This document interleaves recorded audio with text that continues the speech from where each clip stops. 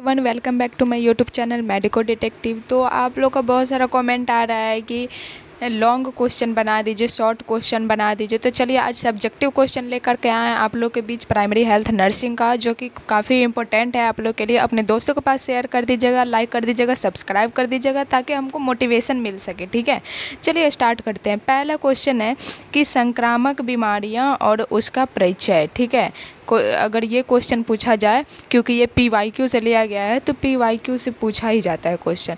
तो यहाँ पे दिया गया है कि संक्रामक बीमारी वह रोग होता है जो एक दूसरे व्यक्ति में प्रत्यक्ष या अप्रत्यक्ष रूप से फैलता है। ठीक है, संक्रामक बीमारी कैसा रोग होता है जो एक व्यक्ति से दूसरे व्यक्ति में प्रत्यक्ष या अप्रत्यक्ष रूप से फैलता है। ये बीमारियाँ हानिकारक सूक्ष्म जीव जैसे बैक्टीरिया, वायरस, फंगस या परजीवी के कारण होता है। ठीक है, यहाँ दिया गया है संक्रामक बीमारी का मुख्य विशेषता। यहाँ पे प्रसार के माध्यम से यह हवा खांसने या छींकने या दूषित जल या भोजन कीड़ों या संक्रामक व्यक्ति के सीधे संपर्क में आने से जो है ये फैल सकता है। जैसे कोई व्यक्ति संक्रमित है, वह खांसा, छींका, उसके माध्यम से जो ड्रॉप निकलता है मुंह से, वो दूसरे पर जाकर के पड़ता है, उससे भी संक्रमित हो जाता है व्यक्ति। दूषित जल से संक्रमित हो जाता है। भोजन, कीड़ों जैसे मच्छर से जो व्यक्ति संक्रमित है उससे डायरेक्ट संपर्क में आने से फैल सकता है। जैसे कि कौन कौन सा है वो बीमारी, तो हो गया पहला क्या है कि जैसे TB हो गया, मलेरिया हो गया, हाइजा, टाइफाइड। अभी जैसे कोविड-19 आया था, तो कोविड-19 में आप लोग देखे थे एक दूसरे के बॉडी में टच नहीं कर रहे थे। क्यों? क्योंकि वह संक्रामक बीमारी था, कम्युनिकेबल डिजीज़ था। कम्युनिकेबल डिजीज़ जो है सीधे संपर्क में आने से होता है और ड्रॉपलेट इन्फेक्शन से होता है। यहाँ पे दिया गया है कि रोल ऑफ नर्स। देखिए, अगर कोई भी क्वेश्चन पूछता है तो लगभग ये क्वेश्चन पूछा जाता है कि इसमें रोल क्या है ANM का, रोल ऑफ ANM। तो यहाँ पे दिया गया है नर्सिंग भूमिका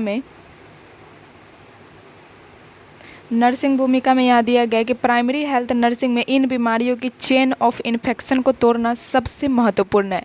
इसके लिए टीकाकरण, स्वच्छता और सामुदायिक जागरूकता पर ध्यान दिया जाता है। इसका कंक्लूजन क्या है कि उचित साफ सफाई और समय पर इलाज से इन बीमारियों को जो है फैलने से रोका जा सकता है।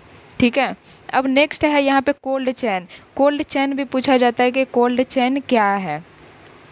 तो यहाँ पे देख सकते हैं कि कोल्ड चेन एक ऐसा प्रणाली है जिसमें टीकों के उसके निर्माण स्थल से लेकर, यानी कि जहाँ पे मैन्युफैक्चर्ड होता है वहाँ से लेकर के उपयोग किए जाने वाले स्थान पेशेंट तक के निश्चित कम तापमान पर रखा जाता है, उसे कोल्ड चेन कहा जाता है। कोल्ड चेन क्या है? तो कोल्ड चेन एक ऐसा प्रणाली है जिसमें टीकों को उसके निर्माण स्थल से लेकर के उपयोग किए जाने वाले स्थान पेशेंट तक के निश्चित कम तापमान पर रखा जाता है, उसे कोल्ड चेन कहा जाता है। यहाँ पे दिया गया है कि यदि तापमान सही नहीं रखा गया तो टीके अपनी प्रभावशीलता खो देते हैं और बेकार हो जाते हैं। कोल्ड चेन के मुख्य तत्व क्या क्या है? यहाँ पे पूछा है कि कोल्ड चेन के मुख्य तत्व क्या क्या है। तो कोल्ड चेन के मुख्य तत्व जैसे उपकरण, पहला क्या है? उपकरण, टीकों को ठंडा रखने के लिए इस्तेमाल होने वाले साधन। जैसे कौन कौन से साधन हैं? जैसे वॉक इन कूलर्स, क्षेत्रीय स्तर पर बड़े भंडार के लिए। दूसरा है ILR का फुल फॉर्म भी पूछा जाता है, जैसे आइसलैंड रेफ्रिजरेटर होता है। ILR का फुल फॉर्म पूछा जाएगा तो क्या लिखेंगे आप लोग? Ice lined refrigerator. जिला और प्राथमिक स्वास्थ्य केंद्रों पर PHC पर सबसे महत्वपूर्ण उपकरण होता है ये। उसके बाद है वैक्सीन कैरियर। उसके बाद क्या है? वैक्सीन कैरियर है, गांव या फील्ड में टीकों को ले जाने के लिए। वैक्सीन कैरियर का यूज क्या है? गांव या फील्ड में जब जाते हैं तो वैक्सीन कैरियर ANM बहना लेकर के जाती है ना, या कुरियर लेकर के जाता है ना, तो वही है वैक्सीन कैरियर। नेक्स्ट है आइस पैक्स। नेक्स्ट क्या है? Ice pack. कैरियर के अंदर तापमान बनाए रखने के लिए जो है आइस पैक रखा जाता है, वाइट कलर का आप लोग चौखुट डिब्बा में देखते होंगे, रखा जाता है। उसके बाद है प्रशिक्षित स्वास्थ्य कर्मी और नर्स जो टीकों के रख रखाव और तापमान की निगरानी करते हैं। उसके बाद है प्रोसीजर। तो प्रोसीजर जो है तापमान के 2 दिन में 2 बार रिकॉर्ड करना और बिजली कटने पर वैकल्पिक व्यवस्था करना, ये सब इसका प्रोसीजर है। ठीक है, समझ में आ रहा है? अब देखिए यहाँ पे कि आइडियल टेम्परेचर पूछ रहा है। यहाँ पे आइडियल टेम्परेचर पूछ रहा है, तो अधिकांश टीकों में +2 डिग्री से लेकर के +8 डिग्री के सेंटीग्रेड के बीच रखा जाता है। देखिए ये क्वेश्चन जो है ऑब्जेक्टिव में भी पूछा जाता है कि अधिकांश टीकों को कितने टेम्परेचर पर रखा जाता है, उसका आइडियल टेम्परेचर कितना है, तो आप बताओगे +2 डिग्री सेंटीग्रेड से +8 डिग्री सेंटीग्रेड तक, ठीक है। और जबकि पोलियो जैसे टीकों को बहुत कम तापमान फ्रीजर की आवश्यकता नहीं होती है, पोलियो को फ्रीजर की आवश्यकता नहीं होती है। वही अधिकांश टीकों की बात करें तो +2 डिग्री सेंटीग्रेड से +8 डिग्री सेंटीग्रेड के बीच रखा जाता है। नेक्स्ट है कि कोल्ड चेन में नर्स की जिम्मेवारी क्या है। एक नर्स की जिम्मेवारी क्या है कोल्ड चेन में, तो टेम्परेचर मॉनिटरिंग, लॉन बुक में नियमित तापमान दर्ज करना होता है। फीफो, यहाँ पे फीफो का फुल फॉर्म क्या है बताइएगा आप लोग। फीफो का हो जाता है first in first out. FIFO का फुल फॉर्म क्या हो जाएगा, फर्स्ट इन फर्स्ट आउट। जो टीके पहले आए उन्हें पहले इस्तेमाल करना है। उसके बाद है सेक टेस्ट। सेक टेस्ट में यह जांचना है कि कहीं टीके जम तो नहीं गए हैं। सेक टेस्ट में यही किया जाता है कि टीका जमा तो नहीं है, यही चेक किया जाता है। और फीफो का full form first in first out, ठीक है, समझ में आ गया सबको। अब यहाँ पे नेक्स्ट स्टेरलाइजेशन क्या है। स्टेरलाइजेशन क्वेश्चन भी पूछा गया आपके PYQ में, तो स्टेरलाइजेशन क्या है, तो स्टेरलाइजेशन की परिभाषा है कि स्टेरलाइजेशन वह प्रक्रिया है जिसके द्वारा किसी वस्तु, सतह या तरल पदार्थ से किसी प्रकार के सूक्ष्म जीवों को पूरी तरह नष्ट कर दिया जाता है। इसमें बैक्टीरिया, वायरस, फंगस और सबसे कठोर रूप यानी कि स्पोर्स भी शामिल होते हैं। देखिए क्या लिखना है इसका परिभाषा स्टेरिलाइजेशन का, कि स्टेरिलाइजेशन वह प्रक्रिया है जिसके द्वारा किसी वस्तु, सतह, तरल पदार्थ से सभी प्रकार के सूक्ष्म जीव को पूरी तरह से नष्ट कर दिया जाता है। इसमें बैक्टीरिया, वायरस, फंगस सबसे कठोर रूप से यानी कि स्पोर्स भी शामिल हैं, ये सबको ख़त्म कर दिया जाता है, तो स्टेरिलाइजेशन कहलाता है। अब यहाँ पर एक याद रखने वाली पॉइंट है कि डिसइंफेक्शन में केवल हानिकारक कीटाणु मरते हैं, लेकिन स्टेरिलाइजेशन में स्पोर्स भी खत्म हो जाते हैं। डिसइंफेक्शन में सिर्फ हानिकारक कीटाणु मरेगा, लेकिन वही स्टेरिलाइजेशन की बात करें तो स्पोर्स भी खत्म हो जाएगा। अब स्टेरिलाइजेशन की कौन कौन सी विधियां हैं यहाँ पे देखते हैं, तो इसको मुख्य रूप से 3 विधि में बांटा गया स्टेरिलाइजेशन की विधि को। पहला क्या है, फिजिकल मेथड। पहला क्या है, फिजिकल मेथड। फिजिकल मेथड में क्या होता है, गर्मी, हीट यानी कि हीट दिया जाता है, सबसे ज़्यादा इस्तेमाल होने वाली विधि है। उसके बाद है सूखी गर्मी, ड्राई हीट, जैसे हॉट एयर ओवन, कांच के बर्तनों और स्टील के औजार के लिए हॉस्पिटल में देखे होंगे कि कैसे ऑटोक्लेव किया जाता है। उसके बाद नेक्स्ट है मॉइस्ट हीट, जैसे कि ऑटोक्लेव। ऑटोक्लेव भाप द्वारा स्टेरिलाइजेशन या अस्पताल में सबसे ज़्यादा उपयोग होता है। उसके बाद है रेडिएशन, विकिरण, जैसे UV रे हो गया, गामा रे हो गया, डिस्पोजल सिरिंज और ग्लव्स के लिए, ये सब के लिए रेडिएशन का यूज किया जाता है। उसके बाद है छानना यानी कि फिल्ट्रेशन, तरल पदार्थ जैसे एंटीबायोटिक या सीरम के लिए फिल्ट्रेशन विधि का यूज किया जाता है। उसके बाद है केमिकल मेथड। उसके बाद क्या है, केमिकल मेथड। केमिकल मेथड में क्या होता है कि जब हम ऐसी चीज़ों को स्टेरिलाइज करते हैं जो गर्मी से ख़राब हो सकती है, तो केमिकल्स का उपयोग होते हैं। जैसे कि क्या हो जाएगा यहाँ पे, ग्लूटारिहेलिडेट, सीडेक्स यानी कि एंडोस्कोप और लेप्रोस्कोप के लिए किया जाता है ये। उसके बाद है इथिलीन ऑक्साइड, ETO गैस, यानी कि प्लास्टिक के सामान और कैथेटर के स्टेरिलाइजेशन के लिए यूज किया जाता है इथिलीन ऑक्साइड का, ठीक है। उसके बाद है अल्कोहल। अल्कोहल में है एस्प्रिट, 70% अल्कोहल का उपयोग त्वचा की सफाई के लिए किया जाता है। एस्प्रिट जो आप लोग यूज करते होंगे, कोई भी टेस्ट करने से पहले जो एस्प्रिट का यूज किया जाता था वही। उसके बाद है कि यहाँ पे इम्पोर्टेंस ऑफ नर्सिंग क्या है, नर्स में इसका महत्व क्या है स्टेरिलाइजेशन का, तो स्टेरिलाइजेशन का महत्व क्या है, इन्फेक्शन कंट्रोल यानी अस्पताल में कंट्रोल को रोकने के लिए, पेशेंट सेफ्टी, सर्जरी के दौरान मरीज को सुरक्षित रखने के लिए, इक्विपमेंट केयर यानी महंगे उपकरणों को खराब होने से बचाना और उन्हें दोबारा इस्तेमाल करने के लायक बनाता है। उसके बाद नेक्स्ट है water borne disease. Water borne disease क्या है, ये क्वेश्चन पूछा जा सकता है कि इसका परिभाषा ये है कि ये वे बीमारियां हैं जो दूषित जल के सेवन करने या उसके संपर्क में आने से होती है।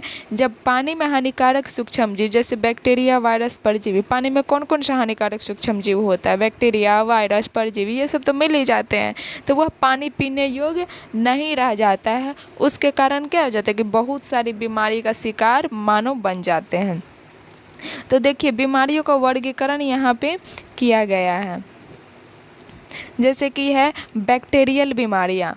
बैक्टीरियल बीमारियाँ में कौन कौन सा है? हैजा है, यह विब्रियो कॉलेरा नामक बैक्टीरिया से होता है। अगर आपको रिक्त स्थान में पूछा जाए कि हैजा किस बीमारी किस जीवाणु से होता है, तो विब्रियो कॉलेरा नामक बैक्टीरिया से होता है। इसमें जो है राइस वाटर स्टूल, चावल के पानी जैसा दस्त जो होता है, इसका मुख्य लक्षण होता है। उसके बाद है यहाँ पे टाइफाइड, यह साल्मोनेला टाइफी के कारण होता है। इसको जो है मियादी बुखार भी कहते हैं। टाइफाइड का दूसरा नाम क्या है? मियादी बुखार, और किसके कारण होता है? साल्मोनेला टाइफी के कारण होता है। यहाँ पे दिया गया है कि पेचिस, पेचिस भी जो है दस्त के साथ खून आता है, पेचिस भी हो जाता है दूषित जल के पानी पीने से। उसके बाद है वायरल बैक्टीरिया, यानी कि वायरस से कौन कौन से बैक्टीरिया हो जाते हैं, पानी में जो हानिकारक वायरस पाए जाते हैं उसके दुष्प्रभाव से कौन कौन सा बीमारी हो जाता है, तो वो हो जाता है हेपेटाइटिस ए और ई। दूषित पानी से लीवर में सूजन आ जाता है, ठीक है। उसके बाद पोलियोमाइलाइटिस, यह भी दूषित जल और मल मुंह मार्ग इस सब के द्वारा पोलियो फैल जाता है। उसके बाद नेक्स्ट है कि प्रोटोजोअल बीमारी, यानी कि पानी में प्रोटोजोआ रहेगा तो उसके कारण कौन कौन सी बीमारी हो जाएगा, तो जैसे एमीबियासिस। एमीबियासिस किससे होता है? इंटो अमीबा हिस्टोलिटिका के कारण पेट में ऐंठन होगा, दस्त होगा, ये सब एमीबियासिस का लक्षण है।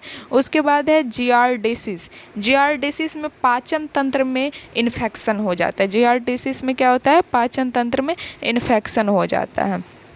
उसके बाद है इसका मोड ऑफ ट्रांसमिशन क्या है, यानी कि पानी में जो दूषित पानी से जो बीमारी हो जाता है उसका मोड ऑफ ट्रांसमिशन क्या है, तो इन बीमारियों का मुख्य मार्ग जो है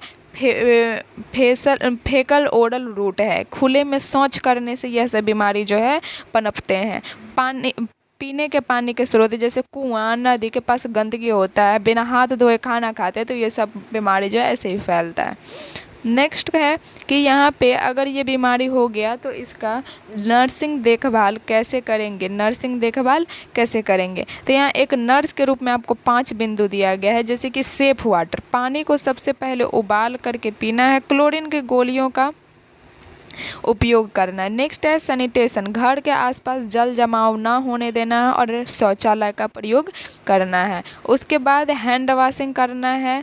सुमन के स्टेप के साथ हाथ धोने की महत्वता को समझना है।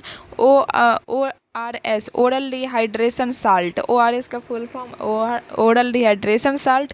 दस्त होने पर शरीर के पानी की कमी को रोकना है। हेल्थ एजुकेशन क्या देना है कि समुदाय को स्वच्छता के प्रति जागरूक करना है। समझ में आ गया सबको?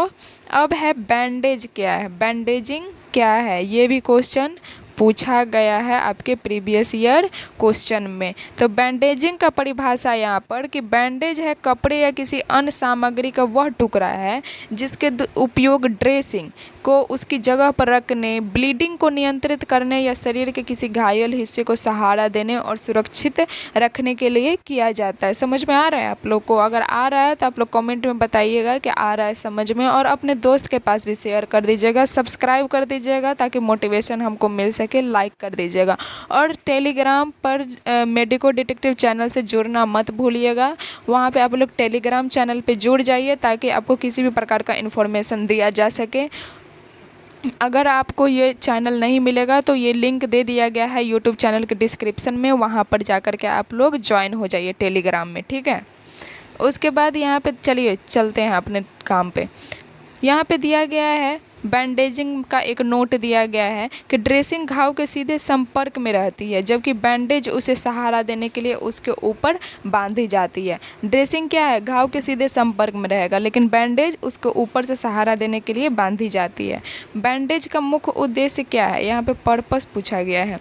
तो यहाँ पे पहला है कि सपोर्ट यानी कि घायल हिस्से का फ्रैक्चर को सहारा देना है। प्रेशर यानी कि ब्लीडिंग को रोकने के लिए घाव पर दबाव बनाना है। ये सब पर्पस है बैंडेज बैंडेज का। इम्बोलिजेशन यानी चोटिल अंग की हलचल को रोकना ताकि दर्द कम हो। प्रोटेक्शन यानी कि घाव को संक्रमण और बाहरी गंदगी से बचाना है। अब यहाँ पे है बैंडेज के प्रकार यानी कि टाइप्स ऑफ बैंडेज यहाँ पे पूछा गया है। तो टाइप्स ऑफ बैंडेज में हो जाएगा रोलर बैंडेज, जैसे रोल करके बांधते हैं ना, वही है रोलर बैंडेज। यह सबसे सामान्य प्रकार का है जो आमतौर पर कपास या कपास जिसको कॉटन बोलते हैं या जालीदार कपड़े गॉज पीस बोलते हैं ना, वही गॉज पीस की होती है रोलर बैंडेज। उसके बाद है ट्रायंगुलर बैंडेज। ट्रायंगुलर बैंडेज में इसका उपयोग जो है स्लिंग बनाने के लिए किया जाता है। जैसे हाथ की हड्डी टूटने पर उसको सहारा देने के लिए स्लिंग बनाते हैं ना, वही है ट्रायंगुलर बैंडेज। उसके बाद है क्रेप बैंडेज। यह लचीला इलास्टिक होता है जिसका उपयोग जो मोच आने पर या सूजन करने के लिए, सूजन जब आ जाता है तो उसको जिसको गरम पट्टी बोलते हैं ना, गरम पट्टी, वही है क्रेप बैंडेज। तो उसका उपयोग जो है किया जाता है सूजन के लिए, मोच के लिए। अब यहाँ पे एडहेसिव बैंडेज। एडहेसिव बैंडेज में क्या है, जैसे छोटे घावों के लिए जैसे बैंड ऐड करना। बैंडेज करने का यहाँ पे तरीका क्या है, मेथड्स क्या है, तो नर्सिंग छात्र को ये 3 तरीका बताया गया है यहाँ पे। सर्कुलर टर्न, एक ही जगह पर गोल गोल लपेटना और शुरुआत के अंत में उसको बांध देना। उसके बाद है स्प्रेन टर्न। स्प्रेन टर्न में शरीर के बेलनाकार हिस्से जैसे कि हाथ या पैर पर तिरछा लपेटना। फिगर्स और आइट में है यह जोड़, जैसे कि कोई घुटना में दर्द होता है तो घुटने या कोहनी के लिए सबसे उपयुक्त माना जाता है। उसके बाद है यहाँ पे कि बैंडेज लगाते समय कौन कौन सी सावधानी करनी चाहिए। तो सबसे अच्छा सावधानी ये करना चाहिए कि पट्टी ना तो बहुत ढीला होना चाहिए ना ही बहुत ज़्यादा टाइट होना चाहिए, क्योंकि इससे खून का जो दौरा है रुक सकता है। अगर ज़्यादा ज़ोर से पट्टी बांध देंगे तो खून का दौरा जो है रुक जाएगा, और वही पट्टी ढीली कर देंगे तो कोई असर ही नहीं पड़ेगा। इसीलिए पट्टी बांधने के समय ये सब सावधानी रखना है। उसके बाद हमारे शरीर के दूर हिस्सों से शुरू करके शरीर की ओर बांधना है, यानी कि जहाँ पे फ्रैक्चर हुआ है उससे दूर हिस्से से लेकर के वहाँ तक बांधना है उसको, पट्टी को। उसके बाद गांठ हमेशा ऐसी जगह लगाना है जहाँ मरीज को चुभे नहीं।